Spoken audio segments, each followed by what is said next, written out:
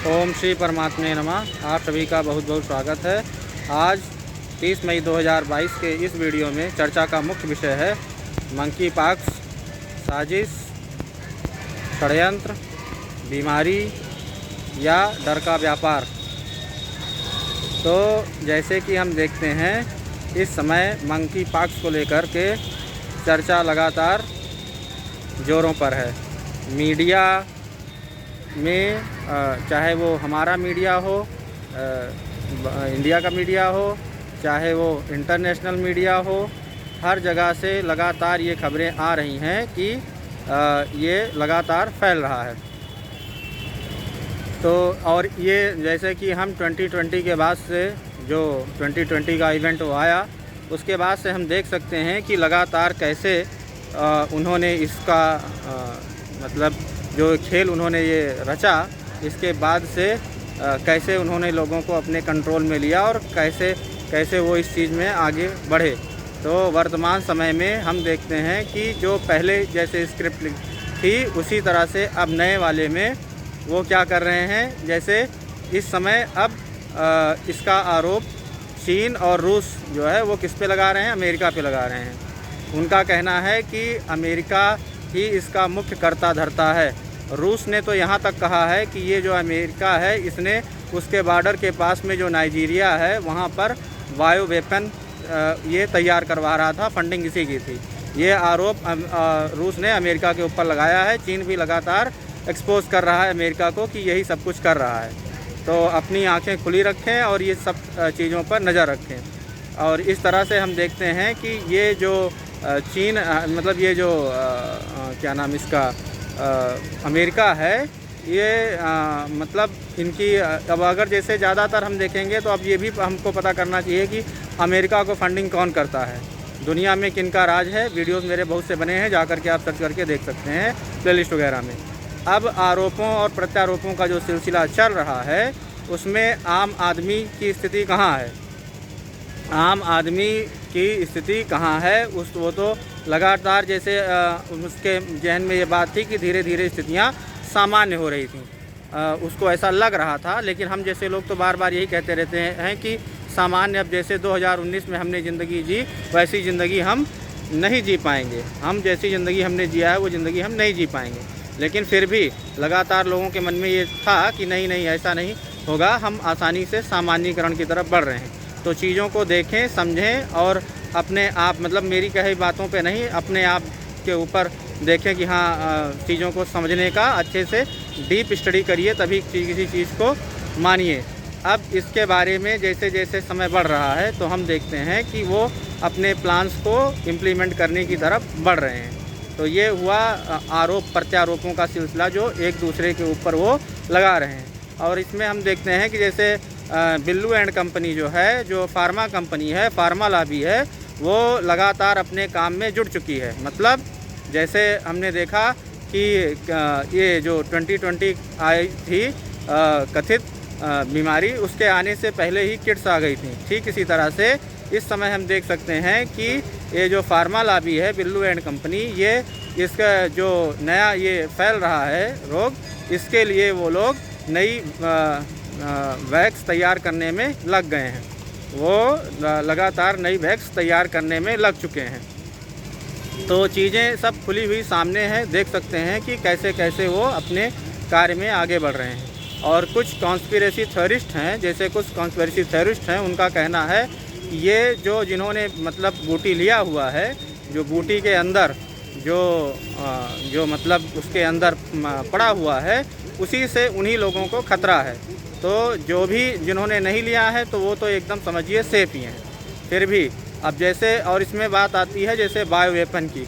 तो bio weapon से आप क्या समझते हैं? बायो वेपन से ये समझिए कि जैसे बैक्टीरिया के रूप में या वायरस के रूप में या फिर मतलब विभिन्न प्रकार से उसको किसी देश के ऊपर इस्तेमाल करना, जैसे बम के माध्यम बम से या किसी भी टेक्नोलॉजी से उस विशेष क्षेत्र में या उस देश के ऊपर उसको इस्तेमाल करने को ही वो बायो वेपन कहा जाता है कि एक देश दूसरे के ऊपर या उस क्षेत्र विशेष पर इस्तेमाल किया जा सकता है, तो उसको हम बायो वेपन कहते हैं।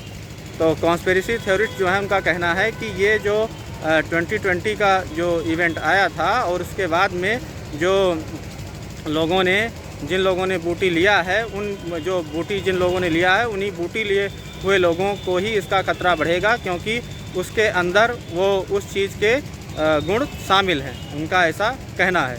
तो ये मतलब ये उनका कहना है। आप और हम अपना मतलब कोई भी मतलब मेरे कहने का तात्पर्य यहाँ यही रहता है कि हम किसी भी नतीजे पर व्यापक अध्ययन करने के बाद, व्यापक जानकारी जुटाने के बाद ही किसी भी चीज़ पर उस निर्णय पर समझें, ये क्योंकि ये हमारा इससे काफ़ी कुछ प्रभावित होता है।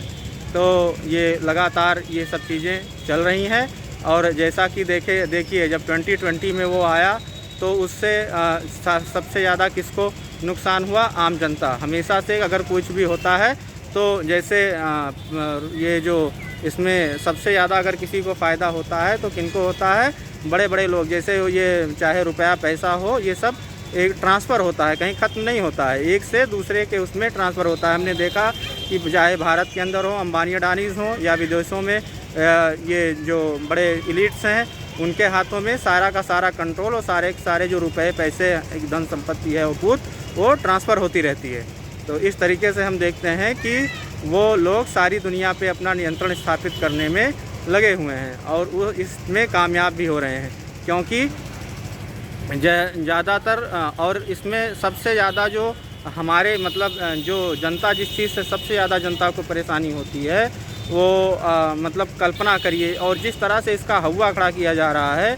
और देखिए पहले तो लोगों की स्थिति ये आ गई थी कि वो किसी भी चीज़ को अभी आ गया तो पहले बताया गया सरफेस से फैलता है, मतलब किसी छुएंगे भी तो उससे भी फैल जाएगा। वो 2020 वाला वो तो उससे भी फैल जाता है।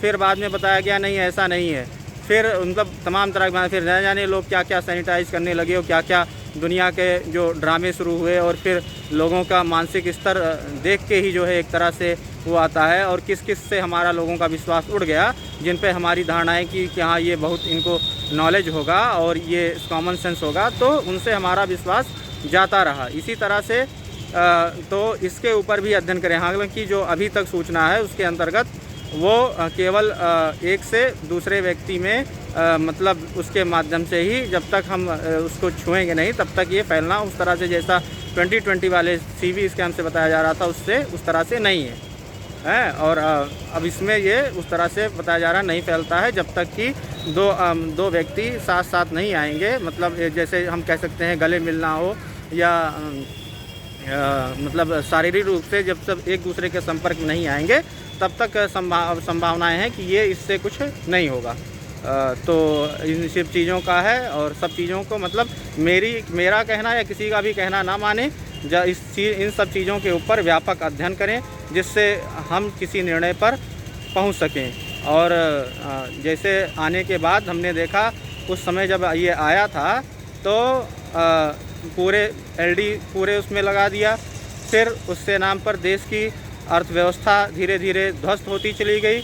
अभी भी हम देख सकते हैं कि लगातार देश की तमाम चीज़ें जो है एक तरह से वो मतलब अब सोच लीजिए, खुद ही सोचते रहिए कि बिकवाली की तरफ है, तमाम चीज़ें बेची जा रही हैं। आम आदमी की महंगाई इतनी बढ़ रही है, श्रीलंका जैसे देशों में स्थिति देख ही रहे हैं, तो क्या हम भी उसी तरफ बढ़ रहे हैं जैसा श्रीलंका इत्यादि में हुआ?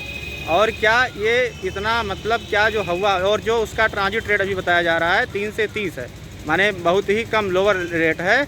और क्या मान लीजिए, और जो अभी वो 15 देशों में लगभग बताया जा रहा है कि ये फैल चुका है। तो और ये सोचने वाली बात है कि मान लीजिए जैसे भारत जैसे देशों में जहाँ 130 करोड़ लगभग संख्या है, तो क्या उस देश में अगर कुछ लोगों को मान लीजिए हो भी जाए तो उससे के नाम पर क्या पूरे देश को ठप करना, पूरे देश की अर्थव्यवस्था को चौपट करना और सारी व्यवस्थाओं को ध्वस्त करना, क्या ये उचित है? क्या इसके और फिर ऐसे न जाने क्या कितनी चीज़ें आती रही हैं, जाती रही हैं, बीमारियां होती रहीं, लोग ठीक होते रहे हैं, तो क्या उसके नाम पर ये टॉर्चर सही है? क्या ये पेन एंड टॉर्चर जो क्रिएट किया जा रहा है, जो मीडिया ये लगातार हमको डराने का काम कर रही है, तो ये क्या डर का व्यापार उचित है? तो ये मेन चीज़ है, ये सबसे ज़्यादा क्या है, ये डर का व्यापार। तो इसलिए किसी भी तरह का अगर डर हो तो निकाल दें, अधिक से अधिक ध्यान करें, जप करें, तप करें, नियम करें, परमात्मा से कनेक्ट रहें, प्रकृति से कनेक्ट रहें, और जिससे कि हमारे अंदर जो हमारी चेतना शक्ति है वो जागृत हो और हम इन सब चीज़ों को अच्छे से समझ पाएँ। ओम श्री परमात्मने नमः।